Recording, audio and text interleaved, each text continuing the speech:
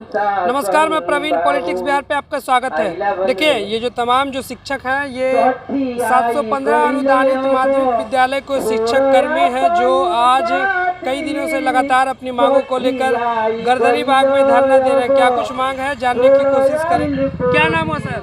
मेरा नाम डॉक्टर द्वारकानाथ सिंह है।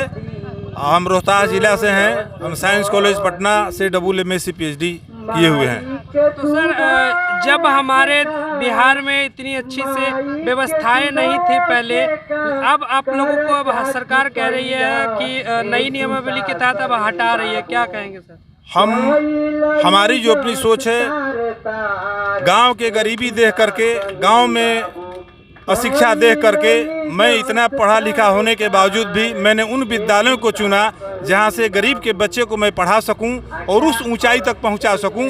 क्योंकि अगर गांव के एक गरीब के घर का बच्चा अगर आगे बढ़ जाएगा तो पूरे गांव को रोशन कर देगा, और एक गांव का अगर रोशन कर देगा तो फिर अपने ब्लॉक का कर देगा। यह इस सोच के साथ मैंने उस विद्यालय में योगदान किया और पढ़ाने का काम किया। अच्छा, आप लोग कब स्कूल ज्वाइन किए थे? हम तो 2001 से अपने विद्यालय में हैं और हमारा विद्यालय 1968 से है, और 1969 में राज्यपाल के नाम से 8.5 एकड़ जमीन उसमें लिखी गई।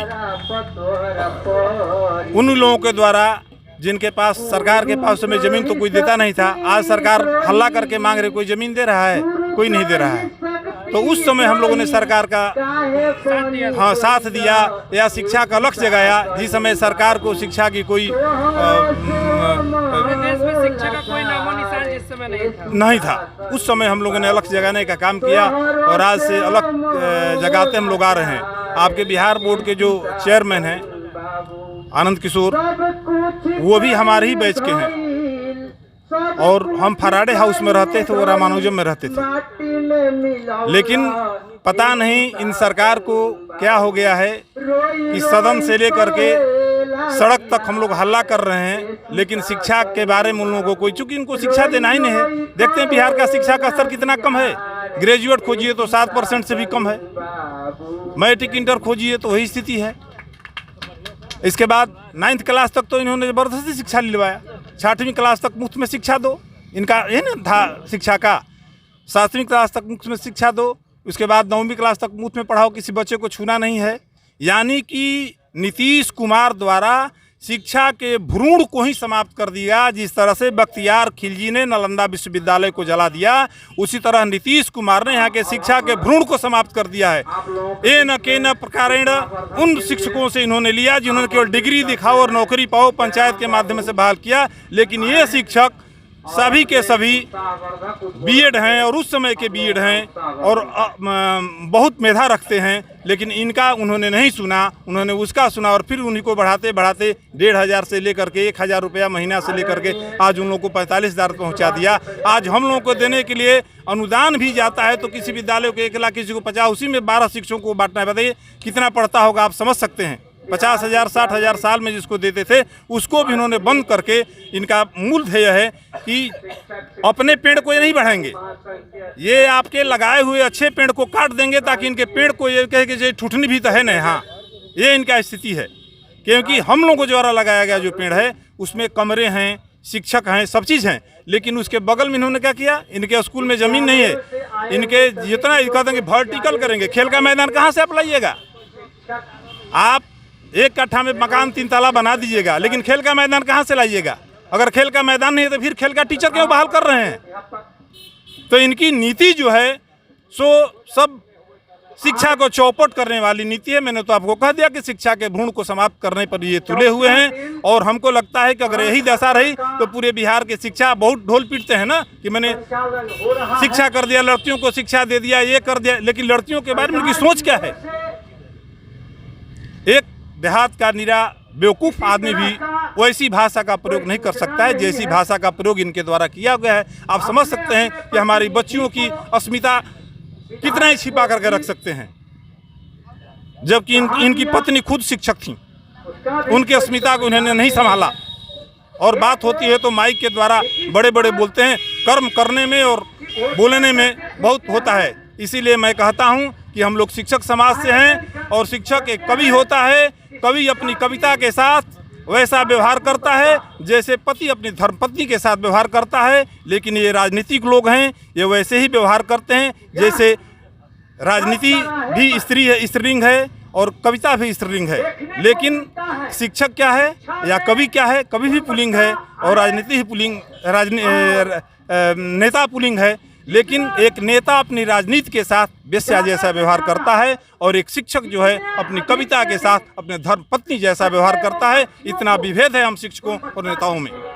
हम लोगों की मांग शिक्षा व्यवस्था को लेकर के है। हम लोग 715 विद्यालय लगभग 40 वर्षों से बिहार में संचालित हैं। बिहार सरकार के द्वारा आदेशित विद्यालय हैं, स्थापित किए गए विद्यालय हैं, माने इनके द्वारा स्थापना की अनुमति प्राप्त विद्यालय है। बहुत दिनों के संघर्ष के बाद जब नीतीश कुमार जी बिहार के मुख्यमंत्री बने तो इन्होंने हम लोगों के लिए एक अच्छा काम शुरू किया। वित्त रहित शिक्षा नीति के समाप्त करके हम लोगों के लिए उत्तीर्ण विद्यार्थी के आधार पर अनुदान की व्यवस्था की है। लेकिन 2008 से लेकर के 2023 हो गया, बीच में केवल 4-5 अनुदान दिए और इसके बाद 2011 में एक ऐसा नियम बना दिए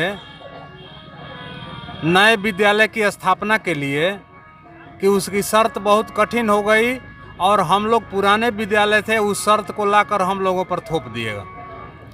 अब वो शर्त इतनी कठिन हो गई कि इनके दिमाग में तो था कि अनुदान अब देना नहीं चाहते हैं, तो उस शर्त को थोप करके जांच कराना शुरू कर दिए।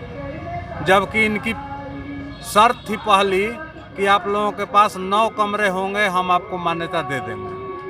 अब अचानक इनकी नई शर्त आ गई कि 22 कमरे पर मान्यता दी जाएगी और उसी पर अनुदान रोकने के बहाना से ये जांच करने लगे और जांच करने के क्रम में अभी तक 178 विद्यालय का कोड निलंबित कर दिए और शेष का प्रक्रिया जारी है। तो हम लोग उसमें 40 साल से खट रहे हैं। हम उन्हीं विद्यालयों की रक्षा के लिए यहाँ पर धरना पर बैठे हुए हैं और हम लोगों की मुख्य मांग है कि जो हमारे विद्यालयों का कोड निलंबित हुआ है उनका कोड वापस किया जाए। और दूसरी मांग है कि हमारा 11 वर्षों का जो लंबित अनुदान है वो एक मुश्त भुगतान किया जाए। और तीसरी मांग है कि हम लोगों का सरकारीकरण करके वेतनमान की व्यवस्था किया जाए, क्योंकि इससे बिहार के गांव देहात के गरीब परिवार के कृषि मजदूर किसान बच्चों के भविष्य का सवाल है इसमें। और हम लोग तो अपने रिटायरमेंट के अवस्था में पहुंच चुके हैं। अब यहाँ से यदि कोड निलंबित होगा तो फिर हम लोग कहाँ जाएंगे, ये तो कोई ठिकाना ही नहीं है। यही हम लोगों के धारणा का उद्देश्य है। आज तीसरा दिन है, कल चौथा दिन भी जारी रहेगा।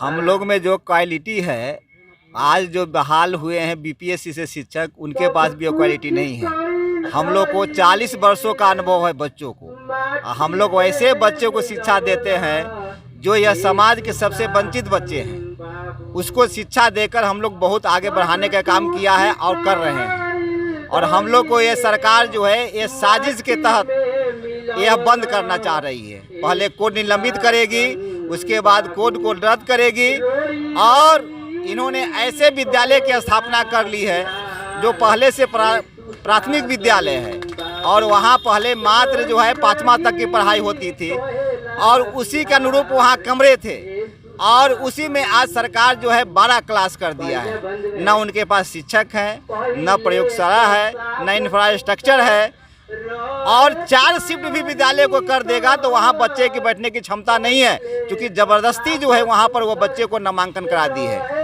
अभिभावकों से मर्जी से नहीं, अपने मर्जी से उसको बहाल कर दी है। तो क्या एजुकेशन होगा, या के पाठक हो या जो हो, हम लोग को बंद कर देंगे लेकिन विद्यालय का एजुकेशन में कोई सुधार बिहार के एजुकेशन में नहीं होने वाली है इस सरकार से।